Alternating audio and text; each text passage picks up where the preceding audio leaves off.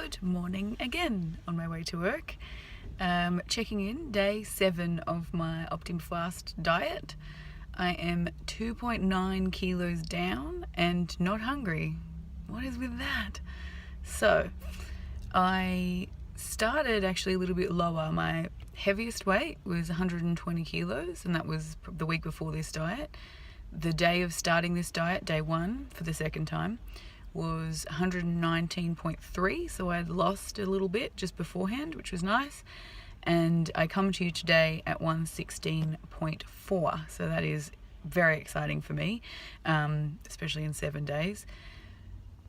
The diet has been interesting this time. I've been changing up a little bit with my food just so that I keep a little bit more interesting, I think.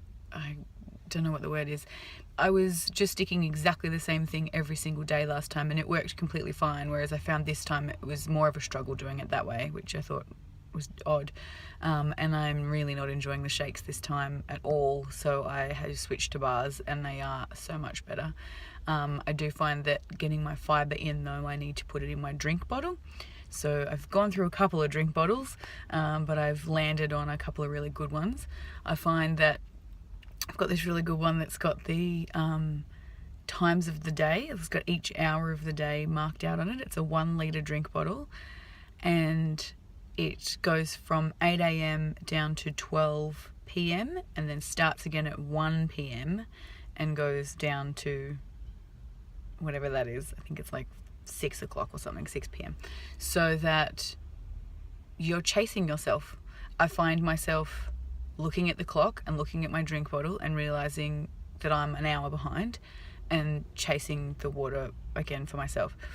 This is going to be difficult for me because you are not allowed to scull water like that or drink anything or eat anything fast after the surgery. So I really need to keep on top of that, and I'm hoping that the regular sipping is something that I can train myself in over this next week, this last week.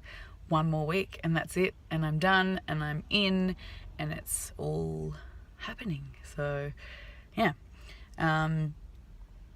The other thing was energy levels. My energy levels are really high. I feel really good. The first few days I was so tired. All I wanted to do was sleep. I had a headache constantly behind my eye, just waiting to come out. I was really lethargic and just really blurry in my brain. I almost felt like I was coming down with something, you know, when you get that, like, you get body aches at night and you start to feel even a little bit sniffly, and you get to that point where you're just really fuzzy in the head and you just think, I am getting sick. That's how I was until probably day 4. Day 4, I think I was when I said, I feel like I might be getting better. I'm not sure. If I still feel sick tomorrow, I'm actually getting sick. And then on day 5, I woke up completely fine. So, and now day 7, and here I am, and I'm just kicking along, doing really well. So, yeah, I had to look at a few prep options. So, I'm really hoping that these things post-op are going to actually be really good. But for right now, they're not. So, they say like chicken stock and vegetable stock and broth and things like that. And so, because at the moment I'm avoiding the meat because of the diet, which, by the way, you can keep your lollies and your chocolate, but if you come near me with a steak or a piece of chicken, I might bite your arm off. The vegetable broth, like just normal vegetable stock by itself, it's not that great, actually. It possibly is if it's like mixed up with other things, obviously, that you can have post-op, but for right now, for part of my OptiFast diet as like a vegetable type supplement situation, no. Although I did get one of the, it was like a Thai soup base stock type thing. So you can make your own kind of hot and sour or whatever like that. That one is quite nice by itself. It needs to be piping hot though, because the second it cools down, it gets that real kind of fatty consistency where it's designed to mix in with stuff, and it's not doing that. So it's just sitting in your mouth. I make this sound really like delicious, but I promise it was just me testing. It was not, this is not the life I'm living. But I did actually have a friend who is a year post-op as of yesterday, and she reminded me about the no calorie noodles you can get in like the health food section of the supermarket. So I got some of those and I mixed them up last night, and I I've been steaming veggies, and I stir fried them up in the frying pan, a little bit of oil, stir fried, crisp them up, put a little bit of soy sauce, a little bit of chili sauce, and a little bit of garlic salt. And with the noodles and the veggies, it was delicious, and I ate far too much, and then I was too full to eat my dessert. So didn't, and I think I ended up having like a bite of a bar before bed, because I ended up actually hungry because I hadn't had enough for the day. So I'm also looking at changing up that, because I've kind of been doing a shake in the morning, and then vegetables, and then a bar at lunch, and then waiting for dinner, which was going to be vegetables at dinner, and then having some kind of dessert or something, or a shake with dinner. And it's just not, that wait between lunch and dinner was way too long, and then I kind of flipped it, so I was having like a shake in the morning and then a bar mid-morning, and then waiting ages till my vegetables at work to sort of like 2 o'clock or 3 o'clock, and then I was still hungry before dinner. And yeah, I'm not getting it all in properly. So definitely switching that around, and I'm going to ditch dessert, or I'm going to bring dessert to work and have it in the afternoon at 3 o'clock, because that's when you want it. That's like when chocolate hour hits, right? So yeah, I think that's a good idea. And I just got the Optifast chocolate desserts, and they make up really well if you whisk them really well. Do not recommend using a fork. I've got like a little mini whisk.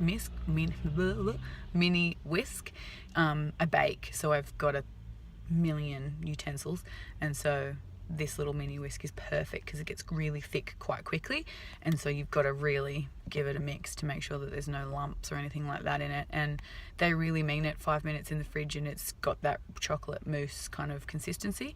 I put Glad wrap over mine in a normal kitchen bowl, and left it for a day, and I ate it within the 24 hours like it suggests, and it was still really good. So actually I think it was better. I think it was better having made it the day before and letting it sit for longer, and then eating it after, because it's kind of really solidifies, or really gets that that texture of chocolate mousse. Whereas if you do the 5 to 10 minutes in the fridge before and then just eat it, it's still quite gloopy, and it kind of feels like you're eating a shake with gelatin in it, and so that kind of was not as appealing. But it was chocolate and I wanted it, so I ate it, and it was guilt-free chocolate because it's my plan. So yeah, so that's kind of where that's up to, and I'm really excited. Everything else is chugging along nicely. I still haven't gotten any of my prep done, mainly because I keep looking at these tiny containers and realizing that half a cup is really not a lot, and it's quite confronting.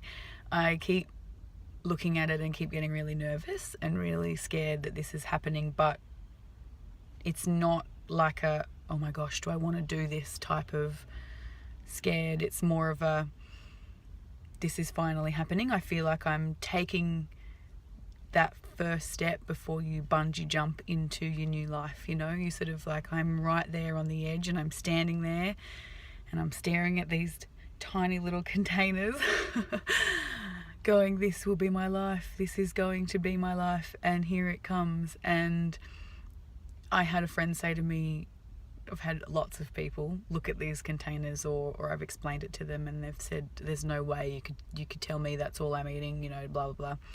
But obviously your stomach size is different. So really, when I say to them, well, it's exactly the same as you going from eating 2 liters of food to 1.5 liters of food, it's not really any different. It's just that you're just filling your stomach to the same capacity that you should be filling it to, instead of overfilling it. Mine just happens to be a lot smaller than yours.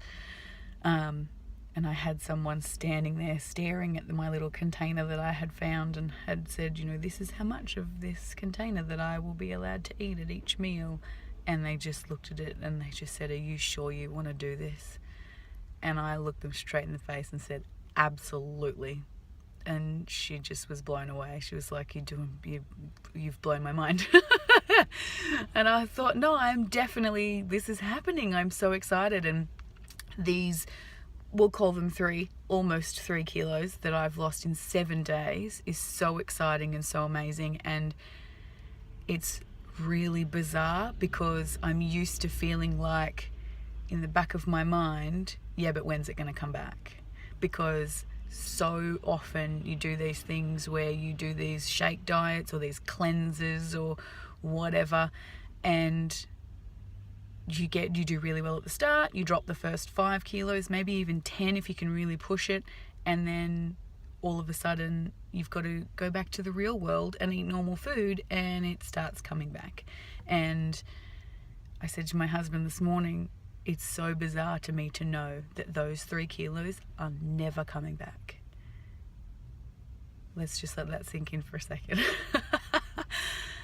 It's mind-blowing. It's exciting and it's terrifying, and I can't wait. Like, I'm just so excited. I'm so grateful for this opportunity. You have no idea. I feel like there's been enough hurdles for this to make it worthwhile, and that it has been smooth enough to also make it not so stressful. And here it is. So there you go. 3 kilos down and they're never coming back. I will never see 119 kilos ever again. I'll never see 117 kilos for that matter. So that's a little bit terrifying and really exciting. So I look forward to checking into you with less of me. And I will let you know how my second week goes. Talk to you soon. Bye.